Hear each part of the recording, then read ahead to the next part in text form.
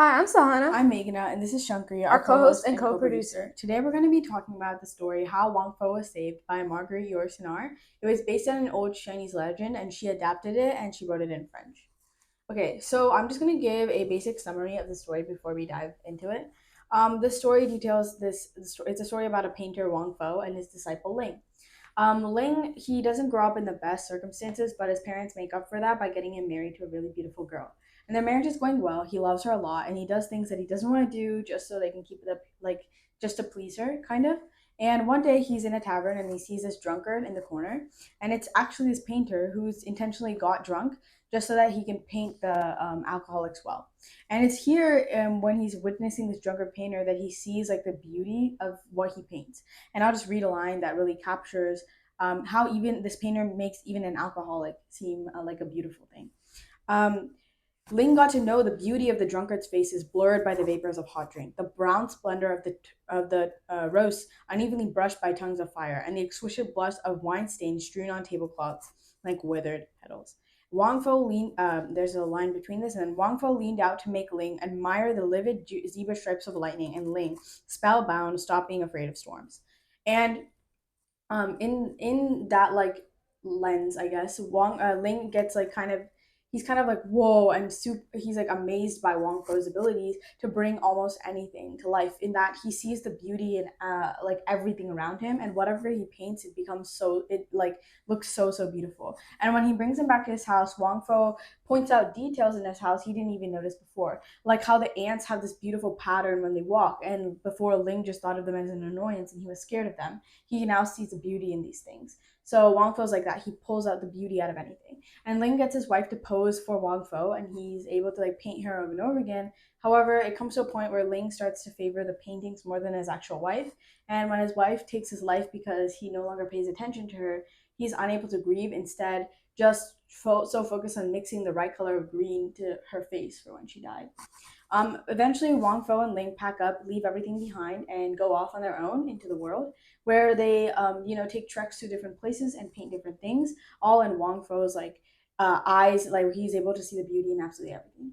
However, one day, they are both captured by the emperor's guards, who drag them into the temple, and they're faced with the heavenly sun, or the emperor himself.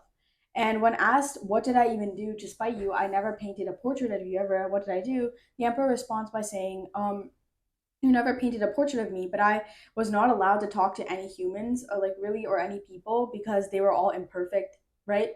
My dad like filled my childhood halls with all of your paintings, and your paintings were so beautiful and perfect, and I grew up with them. So when I actually got to see the outside world and opened my gates up to see the outside world, all I could see were the imperfections, and nothing is ever good as your paintings. So I'm punishing you for making me idealize the world around me."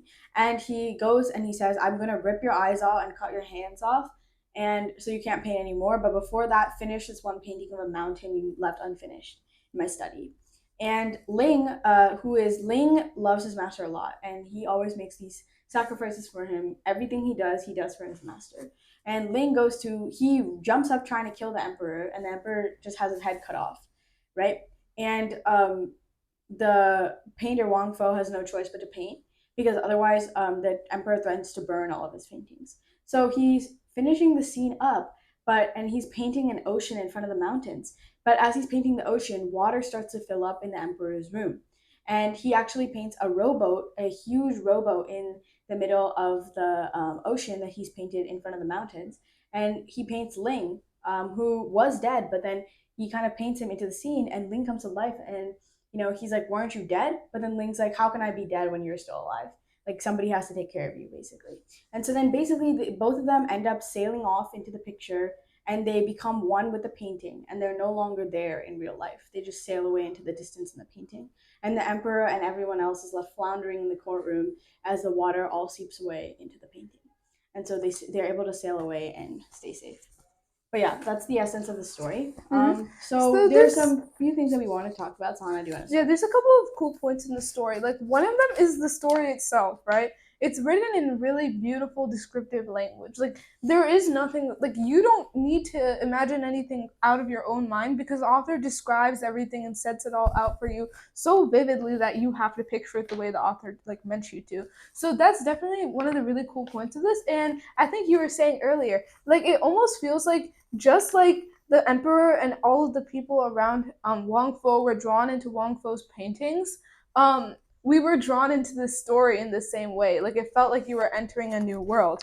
Another important point to mention is that the emperor himself, the reason for his disappointment was that he felt that the kingdom he ruled over wasn't beautiful enough. And only the kingdom that Wang Fo ruled over, through his like sights and sounds and how he was able to perceive that world, only Wang Fo's like kingdom was like worthy of anything, and he wanted to block off all gateways to the kingdom. That's why he wanted to scoop out Wang Fo's eyes and his like ears, like all his senses of perception, so there wouldn't be any way to see that kind of beauty and be disappointed by it. But in the end, the world that Wang Fo perceives and the world that the emperor perceives are the same world, right? The only thing is that Wang Fo is able to see all the beauty and everything around him, where the emperor is not able to. Yeah, wait, I definitely agree with that. I think it's so interesting because even in these experiences that we think are like either really trivial or really bad, Wang Fo is able to capture beauty. For example, when Ling dies, Wang Fo cries, but he also notices how beautiful the crimson color of Ling's blood is when his head is cut off. Mm-hmm. And like I said in the beginning, when he's noticing all of the alcoholics, like when he's trying to paint a picture of a drunkard, he captures the beauty of a drunkard. So it's kind of like seeing the beauty and the good side in all of these different things that are happening around us. Mm-hmm. And like Sahana says, the emperor is unable to see that good thing in the world. He thinks that Wang Fo's world is different from the real world. Mm-hmm. But for Wang Fo, both of those things are one of the same. Mm-hmm. He's just able to see that beauty in the real world and is able to capture that in his painting, kind of like, here, let other people see. And even like Ling, to a certain extent, is able to visualize this kind of stuff. He kind of learns from Wang Fo how to see the beauty in real things. Mm-hmm. What I found really touching about Ling is that he has a certain devotion to his master, in that like everything he does for Wang Fo. He was ready to kill the the emperor, who was basically like in those like in that tradition, like the emperor was like ordinated by God. Like he was able to try and kill somebody like that just to save his master because of his devotion. And when they are about to be caught by the emperor's guards, Ling is like, oh no, like I stole a rice cake from my master to eat, and they're here because of that. How will I protect him? Like that is his first thought. And I think that like in a way, Wang Fo captured Ling's beauty in like the end part when he's on the rowboat, because to him like Ling was always like that pillar of utmost devotion and service towards him. Mm-hmm. So I think that there's beauty in that too. Yeah. Another thing is that it's like, again, like I was saying, just like the types of people that like Wang Fo and the Emperor are, and like the differences between them, right? Um, at the end of the story, Wang Fo, like, the water, how it's visualized is that the water of the ocean comes out into the room, courtroom, into the courtroom, and it starts the flooding. garden actually where the emperor And is. the Yeah, garden where the emperor is, and it starts flooding the entire area, and all the courtiers are like submerged in water, and they're like floating on top of the water. It's kind of comical to think about. And um Wang Fo is like wondering like, what will we do, because like they're all gonna like drown. Is this how we're going to like go out? But then his disciple Ling says, "Master, have no fear. They will soon be dry again and will not even remember that their sleeves were ever wet. Only the emperor will keep in his heart a little of the bitterness of the sea. These people are not the kind to lose themselves in a painting." So like there is this sense of like escapism, like being able to see beauty beyond what exists, which what Wang Po has. And if they're, because the people around them aren't able to see that beauty, in the end their only route is to like escape from everything altogether. I think, yeah, you definitely have a point there of like the escapism part. In that, I think that a lot of people, like even nowadays, like have that sort of thing of like an art is kind of an escape for them. Like whether it's like through writing or through painting or through anything. Like it's kind of, or through music even. Like, an art is a way to kind of escape to a new world. And I think the most incredible thing about Wang Fo is that he's able to like kind of overlay his art into the real world so that everything he looks at becomes his art. Like he's reached that point of like artistry where he's able to take his art and manifest it into the world.